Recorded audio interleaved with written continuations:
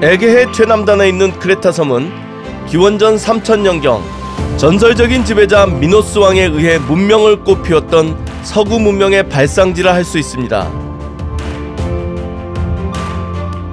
그러나 이후 고대 그리스와 헬레니즘 시대를 거쳐 로마와 비잔틴 제국의 지배를 받았습니다. 그러다 1204년 4차 십자군 원정 때 베네치아가 다른 에게해의 주요 섬과 함께 이곳을 점령합니다. 이들은 크레타 섬을 지중해의 유력한 무역 중개지로 발전시켰습니다. 성하고 바다가 정말로 절묘하게 조화를 이루고 있습니다. 제가 지금 서 있는 이곳은 크레타 섬이라고 하는 그리스 남쪽에 있는 항공모함처럼 생긴 섬이거든요. 그 섬의 레티몬이라고 하는 도시에 있는 베네치아인들이 만들었던 요새에 있습니다.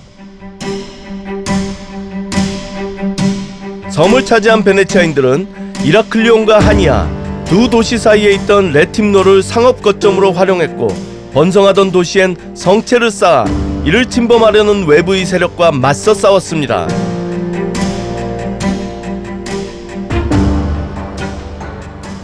베네치아인들이 이곳 크레타 섬을 차지하기 전에는 로마 제국과 그 뒤를 이은 동로마 제국이 1000년 넘는 세월 동안 이 섬을 지배했습니다. 베네치아로부터 이 섬을 빼앗은 건 오스만 투르크 제국이죠. 로마나 오스만 투르크 제국은 이해가 되거든요. 그들은 말 그대로 지중해 전체를 지배하다시피 했던 대제국들이잖아요. 근데 도대체 베네치아는 뭐죠? 그 작은 공화국이 어떻게 이렇게 거대한 섬을 460년 동안이나 차지해서 지배할 수 있었을까? 지금 제가 선글라스에 반팔을 입고 있으니까 여름일 거라고 생각하실지 모르지만 지금 사실은 10월 중순입니다. 근데도 한여름이나 마찬가지예요. 근데 막상 이곳에 와보니까 더 뜨겁게 느껴지는 것은 베네치아인들의 그 옛날에 그들이 가졌던 열정과 용기, 그거네요. 그 속에는 빼앗기지 않겠다는 결연한 의지도 있었죠.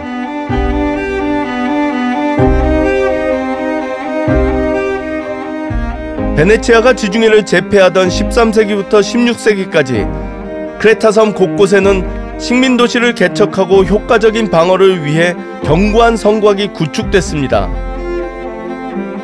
이들은 효과적인 방어 작전을 펼칠 수 있도록 설계됐습니다. 지금 여기에 있는 이 거대한 성벽은 베네치아 사람들이 만든 겁니다. 이 베네치아가 크레타 섬을 460년간이나 지배했잖아요. 특히 15세기가 되면 그때부터 본격적으로 오스만 투르크 제국의 위협이 가중되기 시작합니다. 그때 그들로부터 자기들의 영토를 지키기 위해서 이 거대한 성들을 쌓기 시작한 거죠. 15세기에 접어들면서 베네치아 공화국은 전성기를 맞이합니다. 동지중해 무역을 독점하다시피 하면서 엄청난 부를 거둬들이고 있었죠. 당시 베네치아는 키프로스와 에게해의 섬들을 복속하고 이탈리아 본토의 속주를 차지했으며 달마티아와 알바니아 연안에 베네치아 귀족이 통치하는 속국을 만들었습니다.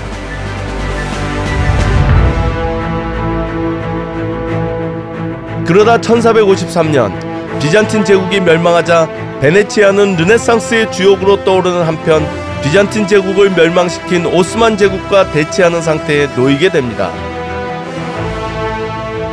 이제 베네치아는 그들로부터 자국의 교역로를 보호하기 위해 고군분투하게 됩니다.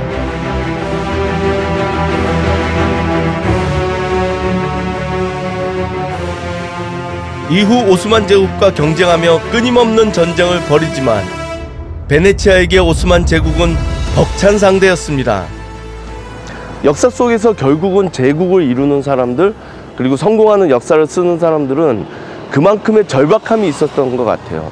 베네치아 같이 작은 정말로 도시국가가 지중해 전체를 지배해가는 과정에서 그들은 상업이 바다가 그들에게 있어서 제일 중요한 터전이라는 걸 알고 있었고, 그것을 유지하기 위해서는 이 크레타 섬같이 지중해의 요충지를 정복하고 지배하고 유지하는 게 참 얼마나 중요한지를 알고 있었던 거죠. 그러니까 오스만 투르크 같은 그 말도 안 되는 제국에 맞서서 이 땅을 지키겠다라고 하는 그들의 정말 절박한 결기, 이런 것들이 이 성으로 표현된 게 아닌가 싶습니다. 정말 짠하다고 해야 되나요? 느낌이 참 좋아요. 항만을 보호하는 대규모 성체와 도시 전체를 둘러싼 성곽. 베네치아인들은 이곳을 튼튼한 요새 도시로 만들었습니다.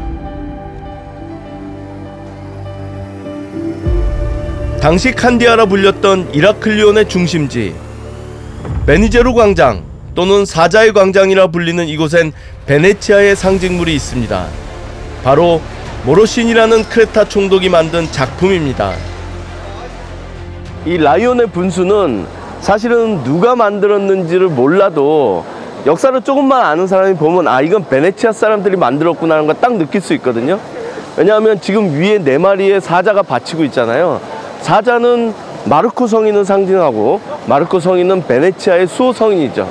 그리고 이 밑에 기단을 보면 물결의 파도문이라든지 인어라든지 그리고 각종 바다를 상징하는 것들이 조각되어 있거든요. 결국은 사자와 바다, 베네치아를 상징하는 겁니다. 베네치아는 자신들의 번영과 생존의 토대가 바다라는 사실을 단 한순간도 잊어본 적이 없어요. 아마 그렇기 때문에 이렇게 거대한 제국을 바다에 세울 수 있었던 거겠죠? 포세이돈으로부터 바다의 불을 선물 받은 베네치아.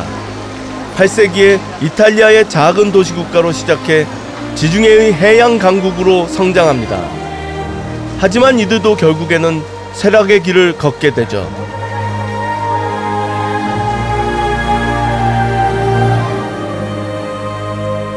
(1600년대에) 들어서면서 베네치아는 지중해에서 오스만 제국에게 무역 거점들을 하나둘씩 빼앗기게 됩니다. 아직도 이렇게 웅장한 베네치아의 요새가 남아 있습니다. 1571년 동지중해의 핵심 지역인 키프로스를 오스만 제국에게 빼앗기면서 날개가 꺾인 베네치아. 17세기에는 최후의 무역 거점인 크레타를 두고 무려 20년 넘게 오스만 제국과 처절하게 싸웁니다. 엄청난데요? 야, 이렇게 거대하게 지어놓은 줄은 정말 상상도 못했네요. 막상 위에 올라와 보니까 정말 넓습니다. 전쟁 초기 섬의 대부분이 점령된 후 마지막 보루였던 이곳. 참 이 크레타에 와서 이 베네치아인들이 남겨놓은 뭐랄까요? 군사시설이랄까요? 이런 것들을 보면 처음에는 대단하다는 생각이 들어요. 아, 정말 이런 결기와 노력이 있었기 때문에 그 작은 공화국이 동지중해 전체를 이렇게 수백 년 동안 지배할 수 있었구나. 근데 그 다음에 느껴지는 감정은 되게 짠하다라는 겁니다. 어떻게 보면 무상하다고 할까요? 이렇게 노력을 했지만 결국은 시대의 흐름을 거스를 수는 없는 거예요. 패러다임 시프트라고 정말로 오스만 투르크와 같이 거대한 육상 제국이 바다까지 넘보기 시작했을 때 가진 거라고는 해군력밖에 없는 이 나라, 상업에 의존할 수밖에 없는 이 나라는 결국은 한계점에 봉착한 거죠. 이렇게 거대한 시설을 이 섬 곳곳에 만들어 놨지만 결국 1669년에 크레타에 대한 지배권은 오스만 투르크로 넘어갑니다. 이렇게 문명은 충돌하고 제국은 투쟁합니다. 그 끊임없는 투쟁의 결과 지금 이곳엔 그리스 깃발이 휘날리고 있습니다.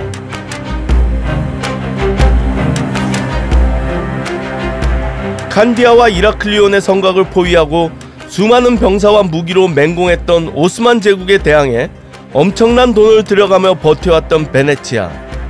그러나 이로 인해 국가의 재정이 파탄 상태에 이르자 베네치아 지휘관 프란체스코 모로시니는 끝내 항복합니다. 이로써 오스만 제국이 크레타 섬의 새로운 주인이 됩니다.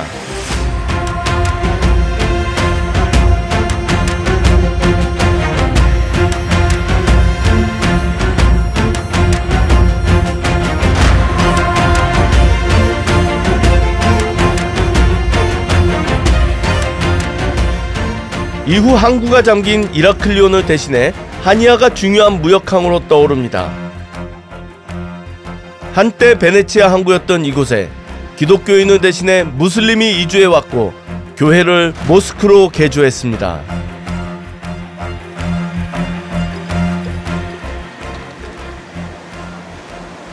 결국은 이 전략적 요충지를 오스만 투르크라고 하는 새로운 제국은 가만둘 수 없었고, 결국 이곳을 공을 들여서 1669년이 되면 이 섬 전체를 베네치아로부터 빼앗게 됩니다.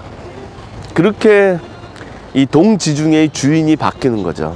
투쟁하는 제국들, 충돌하는 기독교 문명과 그리고 이슬람 문명, 그 틈바구니에서 크레타라고 하는 이 작은 섬은 사실은 자주와 독립과 자유를 누릴 기회가 전혀 없었거든요. 그때 그들은 무슨 생각을 하면서 살아갔을까요? 자기들의 땅덩어리를 외세가 와서 1000년, 400년, 300년 끊임없이 지배하는 동안 무슨 정체성을 가지면서 살아갔을까 생각해보면 참 먹먹하기도 합니다. 13세기부터 16세기까지 460년 동안 크레타 섬을 지배하며 지중해 역사의 중심에 있었던 베네치아. 그러나 결국 18세기 초 펠로폰네소스 반도에서 벌어진 오스만 제국과의 마지막 전쟁에서도 패배하면서 베네치아는 에게해에서의 세력을 완전히 걷어들이게 됩니다. 이렇게 석양에 하니아의 방파제를 걷다 보니까 그런 생각이 드네요. 이 크레타 섬을 둘러싸고 동지중해의 패권을 둘러싸고 베네치아와 오스만 투르크가 그토록 격렬하게 투쟁하고 있었는데, 그때 사실은 이 동지중해의 문명 전체는 어떻게 보면 해가 지고 있었던 그런 시대였거든요. 진짜로 떠오르는 문명은 이 지중해 서쪽 끝에서 대서양을 개척한 포르투갈, 스페인, 프랑스, 잉글랜드, 네덜란드에 의해서 새롭게 쓰여지고 있었거든요. 그러고 보면 참 허망하죠. 그들은 무엇을 위해 그토록 치열하게 투쟁했던 것일까? 인간의 역사라는 게 참 앞을 내다볼 수가 없네요. 그래서 더 재밌는 걸지도 모르죠.